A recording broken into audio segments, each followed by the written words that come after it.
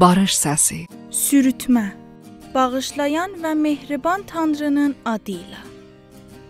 Balaca bir dovşan ağac gövdəsinin üstündə oturmuşdu. O atasına dedi: "Ata, tez ol, məni də ormana gəzdirməyə apar." Bu vaxt dələ ilə kiçik qardaşı dovşanla birlikdə onun atasına yalvardılar ki, "Dovşan əmi, olar ki bizi də gəzdirməyə aparasınız?"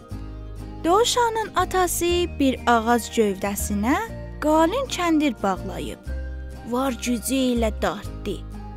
Ancaq nə qədər çalışdısa, gövdəni yerdən tərpədə bilmədi. Çünki çox ağır idi.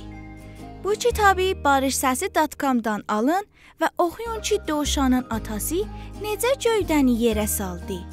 Sürütmə kitabı Dənizçin Yayım Evində nəşr olunubdur və 7 yaşdan yuxarı uşaqlar üçün münasibdir.